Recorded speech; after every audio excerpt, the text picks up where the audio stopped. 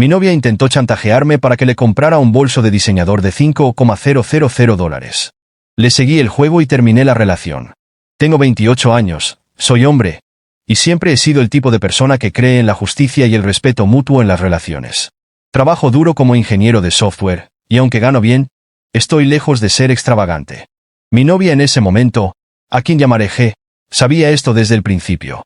Parecía sencilla y dulce cuando empezamos a salir, pero con el tiempo, sus verdaderos colores comenzaron a mostrarse.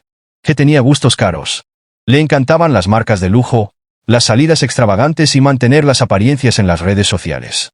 Al principio, no me importaba invitarla a cosas bonitas dentro de lo razonable, pero a medida que nuestra relación progresaba, sus peticiones se volvieron más frecuentes y más caras. Empecé a notar un patrón. Cuanto más le daba, más esperaba. No era amor. Era derecho disfrazado de afecto. El punto de ruptura llegó el mes pasado cuando intentó chantajearme para que le comprara un bolso de diseñador de $5,000. Comenzó con una conversación informal durante la cena. Que estaba mirando su teléfono, mostrándome fotos de bolsos. ¿No es precioso?, preguntó, sosteniendo su teléfono. Lo miré y asentí. Sí, es bonito. No es solo bonito, dijo. Su tono se volvió más insistente. Es icónico. Toda mujer sueña con tener uno de estos. Podía sentir hacia dónde se dirigía esto. Está un poco fuera de mi presupuesto, dije, tratando de mantener las cosas ligeras. G frunció el ceño. Vamos, no estás arruinado. Puedes permitírtelo si realmente quisieras. No se trata de poder permitírmelo, respondí. Gastar $5,000 en un bolso simplemente no tiene sentido para mí.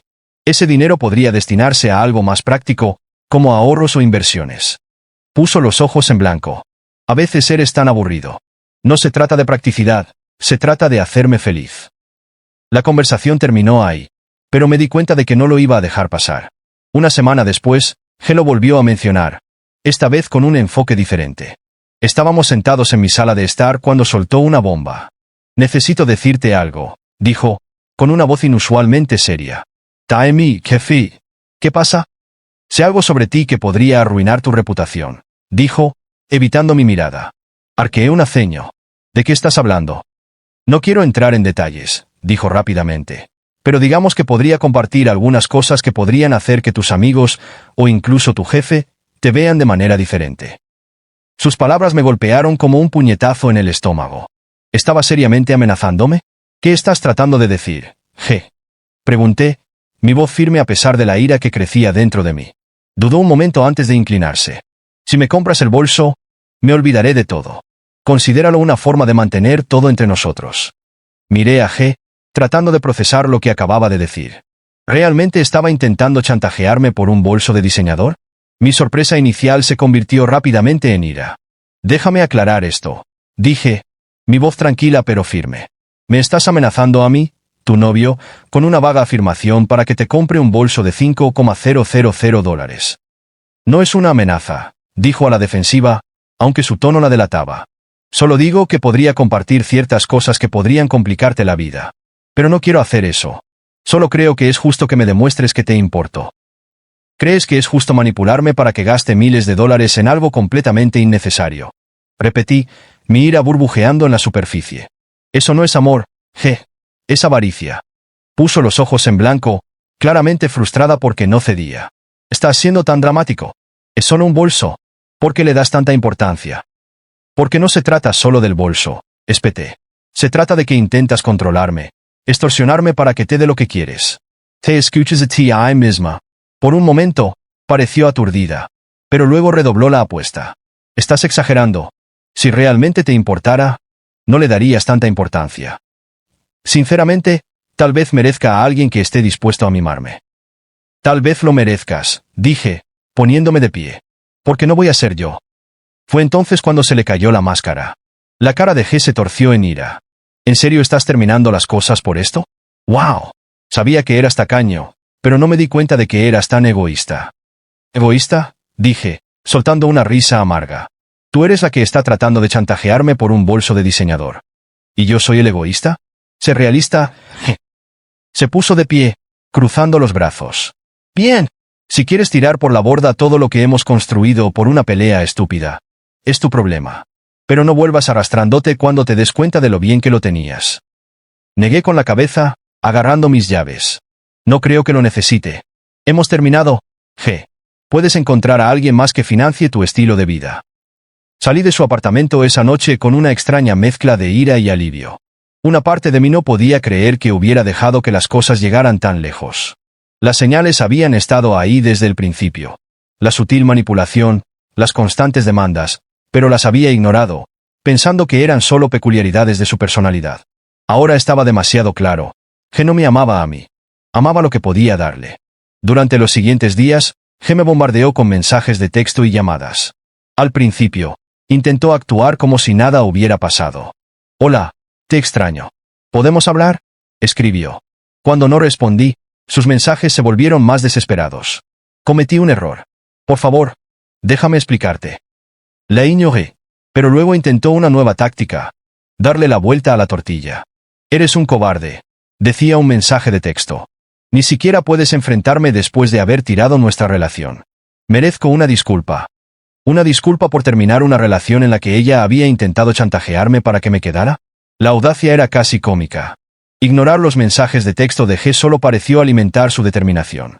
Unos días después, comencé a escuchar a amigos en común. Aparentemente, G les estaba diciendo a todos que yo había reaccionado exageradamente a una broma inofensiva y que la había dejado sin darle la oportunidad de explicarse. Se pintó a sí misma como la víctima, alegando que yo había sido controlador y poco dispuesto a ceder. Un amigo me llamó directamente. «Oye, escuché sobre lo que pasó. Que ha estado diciendo cosas bastante salvajes. ¿Qué está pasando?». Le expliqué todo. El chantaje, el bolso de $5,000 y la forma en que había tratado de manipularme para que lo comprara. El amigo se quedó en silencio por un momento antes de decir: «Vaya. Esa no es la versión que ella les ha estado contando a todos. Quizás quieras aclarar las cosas». Al principio, no estaba seguro de si valía la pena el esfuerzo. Pero luego me di cuenta de que G no solo estaba tratando de reconciliarse. Estaba tratando de reescribir la narrativa, para quedar bien y hacerme quedar como el malo. No iba a dejar que se saliera con la suya. Comencé por comunicarme con algunos amigos cercanos que habían escuchado su versión de la historia. Con calma, expuse los hechos, incluso mostrándoles capturas de pantalla de sus mensajes de texto donde había insinuado que compartiría cosas sobre mí si no le compraba el bolso. La mayoría de ellos se sorprendieron. «¿De verdad intentó chantajearte?», dijo un amigo, moviendo la cabeza. «Eso es una locura». «Lo es», estuve de acuerdo. «Y lo peor es que cree que puede convertir esto en algo que no es. He terminado de dejar que me manipule a mí o a cualquier otra persona». Mientras tanto, G no había terminado de intentar volver a mi vida. Una noche, apareció en mi apartamento sin avisar. Abrí la puerta para encontrarla parada allí, sosteniendo una caja con mis cosas y con lo que supuse que creía que era una expresión de remordimiento. «¿Podemos hablar?», preguntó, con voz suave. Crucé los brazos. «No hay nada de qué hablar, G». Suspiró, acercándose. «Mira, sé que metí la pata». Estaba estresada y dije cosas que no quería decir. «Pero ni siquiera me diste la oportunidad de explicarme». Negué con la cabeza. «No necesitas explicarte. Intentaste chantajearme, G. Eso no es algo por lo que puedas simplemente disculparte y seguir adelante». «No fue chantaje», dijo rápidamente. «Solo estaba frustrada. No sabía de qué otra manera hacerte entrar en razón». «¿Hacerme entrar en razón?», repetí, con un tono incrédulo. «¿Quieres decir manipularme? De eso se ha tratado siempre esto. No te preocupas por mí, te preocupas por lo que puedo darte». Su rostro se endureció. «Eso no es cierto. ¿Te amo?». «No, G», dije con firmeza. «Amas la idea de alguien que hará lo imposible para hacerte feliz, sin importar cuán irrazonables sean tus demandas. No soy esa persona y nunca lo seré». La conversación terminó con ella saliendo furiosa, murmurando algo sobre cómo me arrepentiría de esto.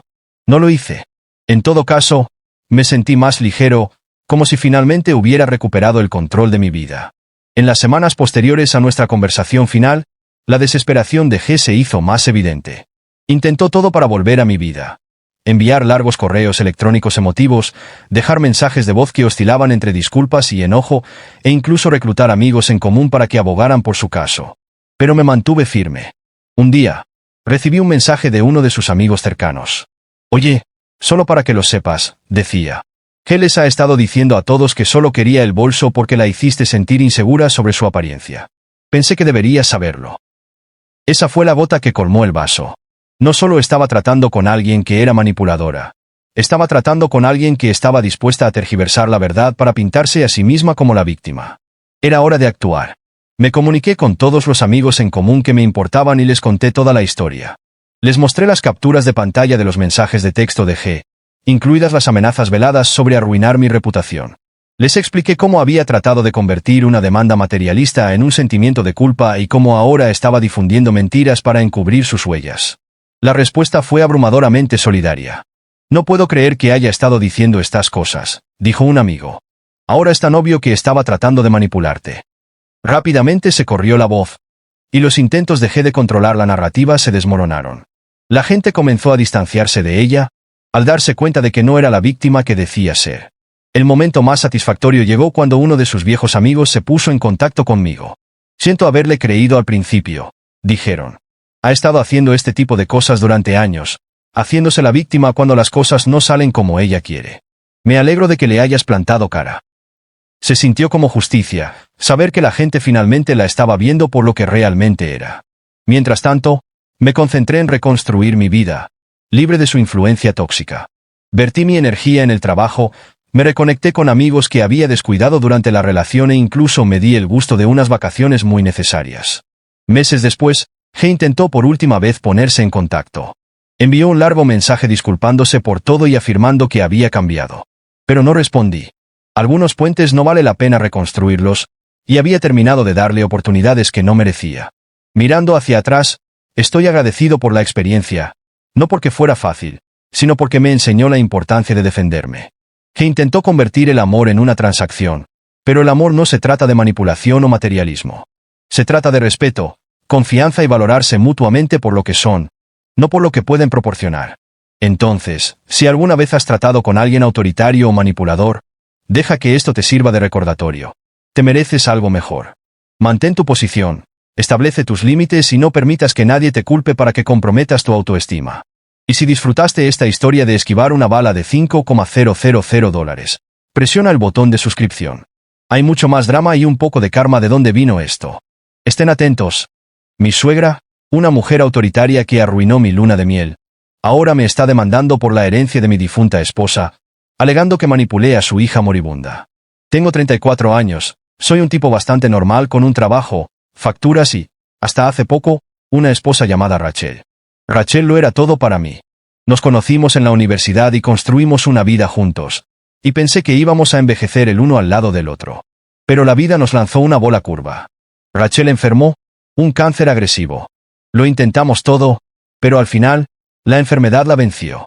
Solo tenía 32 años. Rachel había sido la persona más cariñosa y sensata que jamás había conocido. No venía de una familia adinerada, pero trabajó duro, construyó una carrera y planeó su futuro con la cabeza clara. También fue lo suficientemente inteligente como para saber que su madre, Sandra, era un problema. Sandra siempre tenía una forma particular de hacer que todo girara en torno a ella y de crear drama donde quiera que iba. Pero Rachel amaba a su madre. A pesar de todo eso, pensó que podría manejarla. Desde el primer día, Sandra nunca me quiso. Lo dejó claro, también, con esas pequeñas indirectas y pullas que deslizaba en cada conversación. Cuando Rachel y yo salíamos, Sandra le recordaba constantemente sus obligaciones familiares, especialmente cuando se trataba de dinero. Sandra se convertía en el centro de cada reunión familiar, cada festividad y cada conversación, hasta el punto de que me preguntaba si realmente podría funcionar si el mundo no girara a su alrededor. No era solo antipatía. Sandra era autoritaria. No le importaba que Rachel fuera su hija. Sandra parecía pensar que el éxito de Rachel era de alguna manera suyo. Se jactaba con sus amigos de todos los logros de Rachel, presentándose como una madre abnegada que lo había hecho todo por su hija. Pero luego se daba la vuelta y le decía a Rachel que le debía todo ese sacrificio. Se volvió extraño cuando Sandra comenzó a insertarse en nuestras vidas como si fuera un elemento permanente. Justo después de que Rachel y yo nos casáramos, Sandra se ofreció a acompañarnos en nuestra luna de miel. Al principio pensé que era una broma. Es decir, ¿quién se invita a sí mismo a la luna de miel de otra persona? Pero no, Sandra hablaba en serio. Intentó manipular a Rachel para que la llevara, diciendo cosas como, no soy solo una madre normal, soy tu mejor amiga. ¿No quieres que esté allí para celebrar? Le dije a Rachel que era una locura, y afortunadamente ella estuvo de acuerdo. Acabamos con eso rápidamente, pero Sandra estuvo molesta durante semanas. En otra ocasión, Sandra decidió que nuestra casa, la primera que Rachel y yo compramos juntos, no estaba bien decorada. Mientras estábamos fuera un fin de semana, entró. De alguna manera había conseguido una llave de Rachel, solo para emergencias, y redecoró la mitad de nuestra sala de estar. Movió los muebles, puso cortinas, incluso añadió algunas fotos familiares, principalmente de ella y Rachel. Básicamente convirtió nuestra casa en su santuario personal. Rachel estaba molesta, pero no quería empezar una pelea, así que lo dejó pasar. Yo no. Quité todo lo que había puesto y le dije a Sandra que cambiaría las cerraduras. No se lo tomó bien. Las intrusiones de Sandra nunca cesaron. Me ofrecía como voluntario para cosas sin preguntar, como si mi tiempo le perteneciera. No era nada importante, pero decía cosas como: «Mi yerno arreglará eso o él puede ayudarte a mudarte, no te preocupes». No importaba que yo tuviera mi propia vida. Sandra actuaba como si fuera su personal de mantenimiento. Finalmente, empecé a decirle a la gente: «Lo siento, Sandra no me consultó antes de ofrecer mi ayuda». Y se corrió la voz de que yo no era su chico de los recados. Eso tampoco le sentó bien a Sandra. Luego vino el diagnóstico de Rachel. Sandra estaba constantemente presente, rondando a Rachel como si estuviera tratando de interpretar el papel de la madre perfecta, aunque en realidad no estaba ayudando. Lo hacía todo sobre ella, lo difícil que era para ella, lo triste que era para ella. Decía cosas como: «No sé qué haría si te perdiera, Rachel». Y luego se hacía la ofendida si Rachel estaba demasiado cansada para interactuar. Era como si esperara que Rachel la consolara a ella durante su propia enfermedad. Tuve que pedirle que se fuera unas cuantas veces porque sus visitas terminaban agotando a Rachel. Sandra actuaba como si estuviera profundamente ofendida, hablando de cómo yo no entendía a la familia. Rachel luchó duro, pero finalmente el cáncer ganó. Se fue. Antes de morir, me dejó todo: la casa, sus ahorros, la pequeña jubilación que tenía. Rachel era cuidadosa, inteligente. Sabía que Sandra intentaría tomar el control después de su muerte, y quería que yo estuviera libre de su interferencia. Fue su última forma de protegerme, y creo que nunca podré agradecérselo lo suficiente. Una semana después del funeral, Sandra me llamó, fingiendo que quería saber cómo estaba pero claramente buscando información sobre el testamento. No dejaba de decir cosas como: «Rachel hubiera querido que cuidaran de su familia y, sabes, tendremos que tomar algunas decisiones juntos sobre su patrimonio». Le dije directamente que el testamento de Rachel me lo dejaba todo a mí, que los deseos finales de Rachel eran claros y que iba a honrarlos. Eso no le sentó bien. Sandra estaba furiosa. Me dijo que estaba faltando al respeto a la memoria de Rachel, que era un ladrón y que había robado lo que le pertenecía por derecho. Ni siquiera le importó que Rachel fuera quien tomó esas decisiones. Para ella, era dinero de la familia y ella era sangre de la familia. Decía, como si eso significara que el trabajo duro de Rachel le perteneciera a ella por defecto. Era repugnant. Sandra no se detuvo ahí. Empezó a decirle a todo el mundo en la familia que yo había manipulado a Rachel para que la excluyera, que yo era un marido avaricioso y desalmado que había utilizado la enfermedad de Rachel para tomar el control de su dinero. Incluso involucró a algunos primos de Rachel. Y empecé a recibir mensajes de texto y llamadas preguntándome por qué le había quitado todo a Sandra. Uno de ellos incluso me sugirió que hiciera lo correcto y lo dividiera todo con Sandra. Sandra no soportaba la idea de no ganar, así que recurrió a la vía nuclear. Me llevó a juicio, impugnando el testamento. Alegó que Rachel no estaba en sus cabales cuando lo hizo, que yo la presioné para que lo hiciera mientras estaba enferma. Arrastró el nombre de su propia hija por el barro, todo para hacerse con el dinero de Rachel. Mi abogado me dijo que no me preocupara. El testamento era hermético. Rachel había sido meticulosa, firmándolo meses antes de morir, y dejó claro que su decisión era protegerme. Sandra no tenía ninguna posibilidad, pero siguió presionando, alargando el juicio, costándome miles en honorarios legales solo para defenderme. Mientras este lío se prolongaba, Sandra seguía intentando controlarme. Me llamaba, preguntando por novedades sobre lo que estaba haciendo con los bienes de Rachel, como ella decía. Incluso exigió que la llevara a ver el anuncio de la casa cuando decidí venderla, diciendo que necesitaba asegurarse de que el precio fuera justo. Me reí de eso y colgué. Pero ella seguía sin ceder. Entonces llegó su mayor hazaña hasta el momento. Un día, recibí una llamada de un amigo de la familia preguntándome si asistiría a la recaudación de fondos en memoria de Rachel. No tenía ni idea de lo que estaban hablando. Resulta que Sandra había organizado un gran evento en nombre de Rachel, diciéndole a la gente que era para ayudar a cubrir los gastos familiares, y por gastos familiares, se refería a ella misma. Incluso se había incluido a sí misma como la única beneficiaria. Cuando me enteré, la confronté inmediatamente, diciéndole que si no lo cancelaba, emprendería acciones legales.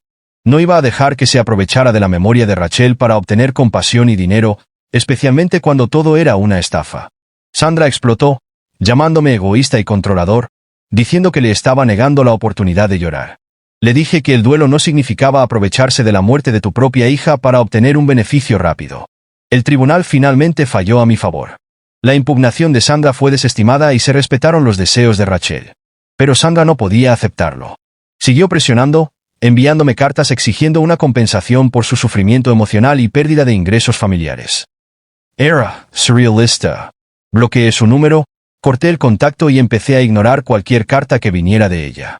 Vendí la casa, usé el dinero para pagar los honorarios legales que había acumulado la demanda de Sandra y me mudé a otra ciudad. No podía quedarme en ese lugar, no con todo lo que contenía. Rachel se había ido, pero la constante interferencia y el derecho de Sandra habían envenenado todo lo que había dejado atrás. Sandra seguía intentando controlarme. Recibía mensajes de familiares al azar cada pocos meses, insinuando que Sandra había encontrado el perdón y quería reconectar. Pero yo sabía la verdad. Sandra no quería el perdón, quería acceso. Quería control. Y mientras pensara que podía manipularme, nunca se detendría. Así que me mantuve alejado, y poco a poco, esos mensajes dejaron de llegar. Perdí al amor de mi vida. Y nada podrá reemplazar jamás a Rachel. Pero en su último acto, me salvó de una vida bajo el yugo de Sandra.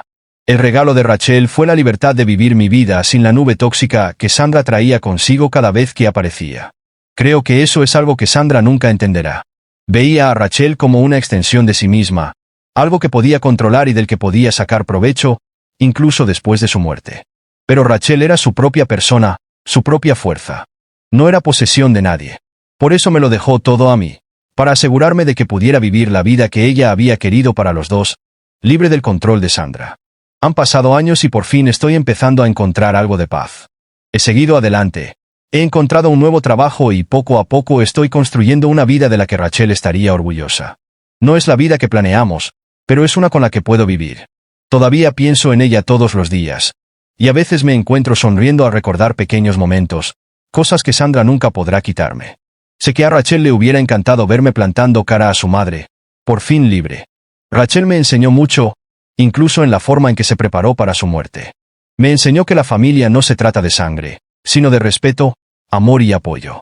Sandra nunca lo entendió, pero yo sí. Todavía recibo algún mensaje ocasional de un pariente lejano intentando hacerme sentir culpable por separar a la familia, pero simplemente lo ignoro. No le debo nada a Sandra, ya no. Rachel se encargó de eso. El último regalo de Rachel fue la libertad. La libertad de vivir una vida en mis propios términos, una vida en la que no tengo que responder a los derechos ni a las exigencias de nadie. En su ausencia, me dio el valor de defenderme. Y aunque desearía todos los días que siguiera aquí, sé que estaría orgullosa de la persona en la que me he convertido. Si te gustó, no olvides dejar un comentario y apoyar el canal con una suscripción. Nos vemos en la próxima historia. Mis padres se llevaron a mi hermana de vacaciones en vez de a mí. Luego, ella arruinó las vacaciones familiares y la arrestaron. Ahora, mis padres finalmente se dan cuenta de cómo es en realidad. Soy un hombre de 28 años, y desde que tengo memoria, mi hermana menor ha sido la niña mimada de nuestra familia. Tiene 25 años y siempre ha sido el centro de atención, elogiada sin cesar a pesar de sus constantes errores. Mientras que yo, el responsable, era ignorado o criticado por no hacer lo suficiente. De niño, era frustrante, pero manejable. Sin embargo, de adulto, el favoritismo se volvió insoportable. Todo llegó a un punto crítico hace unos meses cuando mis padres anunciaron que estaban planeando unas vacaciones familiares. Me pidieron mi opinión con entusiasmo, diciéndome que hacía mucho tiempo que debíamos pasar tiempo de calidad juntos. Sentí un rayo de esperanza de que tal vez, esta vez, me tratarían como a un igual. Pero esa esperanza duró poco. Una semana antes del viaje, recibí una llamada de mi madre. Hemos estado pensando, comenzó vacilante, y hemos decidido que sería mejor si solo tu hermana viniera con nosotros. Mi cuidareniro. ¿Qué? ¿Por qué? Bueno, tartamudeó. Ha estado bajo mucho estrés últimamente, y creemos que este viaje realmente podría ayudarla a relajarse. Te va tan bien con tu trabajo y todo. Realmente no necesitas unas vacaciones. No podía creer lo que oía. ¿En serio? Me pidieron mi opinión, hicieron parecer que esto era para todos nosotros, y ahora me están excluyendo de nuevo. Suspiró. No es así. Planearemos algo más para ti más adelante. Colgué sin decir una palabra más. Esto no era nuevo, pero dolía de todos modos. Siempre priorizaron a mi hermana, sin importar lo que hiciera o dejara de hacer. Mientras ellos disfrutaban de sus vacaciones, me mantuve ocupado con el trabajo y los amigos. Pero luego, un par de días después de su viaje, comencé a recibir mensajes extraños de familiares. Uno decía, esquivaste una bala al no ir. Tu hermana está en lo mismo de siempre. Otro decía, llámame cuando puedas. No vas a creer lo que está pasando. La curiosidad me pudo, así que llamé a mi tía. No perdió tiempo en contarme el chisme. Aparentemente, mi hermana había convertido las vacaciones en un desastre personal. Agotó las tarjetas de crédito de mis padres en una juerga de compras de lujo, discutió con el personal del hotel e incluso tuvo una pelea a gritos con otro huésped. La gota que colmó el vaso. Fue arrestada después de destrozar un auto de alquiler en un ataque de furia estando borracha. Estaba furioso, pero no sorprendido. Esta era ella en su máxima expresión. Autoritaria, imprudente y completamente irresponsable de sus actos. Mis padres siempre habían permitido su comportamiento, así que, por supuesto, pensó que podía salirse con la suya. Pero esta vez, las consecuencias eran demasiado grandes para ignorarlas. Cuando mis padres regresaron, exhaustos y humillados, me llamaron para pedirme apoyo. Estamos tan abrumados, dijo mi madre con voz temblorosa. Tu hermana cometió un error y necesitamos tu ayuda para resolver esto. No pude evitar reírme martymet. ¿Quieren mi ayuda ahora? Después de excluirme del viaje. No se trata de eso, intervino mi padre. Es tu hermana, y la familia se mantiene unida. Qué gracioso, espeté, porque ese concepto solo parece aplicarse cuando ella necesita algo. No, gracias. Este es su desastre para limpiar. Pero el drama no terminó ahí. Mi hermana, con su habitual actitud autoritaria, no mostró ningún remordimiento por sus acciones. Se quejó de lo injusto que era su arresto y exigió que mis padres pagaran un abogado para limpiar su nombre. Ellos, por supuesto, cedieron, invirtiendo miles de dólares en su defensa. Mientras tanto, yo observaba desde la barrera, furioso en silencio. Pocos sabían, yo tenía mi propio plan. Decidí que era hora de que mis padres y mi hermana enfrentaran la realidad que habían estado evitando durante años. Necesitaban ver las consecuencias de su favoritismo ciego y su derecho imprudente. Pero sabía que confrontarlos directamente solo conduciría a excusas y manipulación. En cambio, elegí un enfoque más calculado. Empecé a recopilar pruebas. El arresto de mi hermana había sido reportado en las noticias locales, y guardé cada artículo. También me puse en contacto con mi tía, que había presenciado gran parte del fiasco de las vacaciones, y me proporcionó relatos detallados de las rabietas y arrebatos de mi hermana. Luego me comuniqué con otros familiares que habían tenido experiencias similares con el comportamiento de mi hermana. Todos tenían una historia, y la mayoría estaban felices de ayudarme a compilar la imagen completa. Unas semanas más tarde, mis padres volvieron a llamar, pidiendo una reunión familiar. A regañadientes, acepté, pero me aseguré de llegar preparado. Tan pronto como entré en su casa, la tensión era palpable. Mi hermana estaba sentada en el sofá, hojeando su teléfono como si no le importara nada, mientras mis padres lucían sonrisas forzadas y de disculpa. Necesitamos hablar, comenzó mi padre. La situación de tu hermana es grave, y nos estamos quedando sin opciones. Esperábamos que pudieras contribuir financieramente para ayudarnos a cubrir sus gastos legales. Parpadeé, atónito por su audacia. ¿Estás bromeando, verdad? ¿Quieres que la rescate después de todo lo que ha hecho? Es tu hermana, suplicó mi madre, y siempre te hemos apoyado cuando necesitabas ayuda. Esa fue la gota que colmó el vaso. Saqué mi carpeta de pruebas y la dejé caer sobre la mesa. Aclaremos una cosa, dije con voz fría. No se trata de lealtad familiar. Se trata de que ustedes permiten su comportamiento y esperan que yo limpie el desorden. Así que echemos un vistazo a lo que han estado apoyando. Comencé a presentar las pruebas pieza por pieza. Les mostré los artículos sobre su arresto, las declaraciones de los familiares y capturas de pantalla de sus publicaciones en redes sociales en las que se jactaba de sus compras de lujo y cenas caras, mientras omitía convenientemente la parte en la que no pagaba por nada de eso. Mis padres estaban visiblemente conmocionados, pero mi hermana simplemente puso los ojos en blanco. Esto es tan dramático, se burló. Me estás haciendo parecer una criminal. Eres una criminal, espeté. Destruiste un auto de alquiler, te arrestaron y ahora esperas que todos los demás lo arreglen por ti. ¿Te escuchas a ti misma? Abrió la boca para replicar, pero la interrumpí. Y no creas que no sé de la vez que pediste dinero prestado a nuestros parientes y nunca se los devolviste, O la vez que robaste el bolso de mamá para financiar tu salida nocturna. Esto no es un error de una sola vez. Es un patrón. Por una vez, mis padres no tuvieron defensa. Mi madre trató de cambiar de tema, diciendo, esto no ayuda. Necesitamos centrarnos en seguir adelante. Negué con la cabeza. Seguir adelante comienza con la responsabilidad. Y para que conste, ya no seré el chivo expiatorio de la familia. Tomaron su decisión cuando la priorizaron a ella sobre mí, así que no vengan a llorar cuando les salga mal. Me levanté para irme, pero no sin antes dar un último golpe. Y si creen que pueden hacerme sentir culpable para que me quede, piénsenlo de nuevo. He terminado oficialmente de permitir este circo. Mientras salía, sentí que me quitaba un peso de encima. Pero aún no había terminado. Después de salir de esa reunión, decidí mostrarles a mis padres cómo su favoritismo había dañado no solo nuestra relación, sino también sus propias vidas. No me conformaba con simplemente alejarme.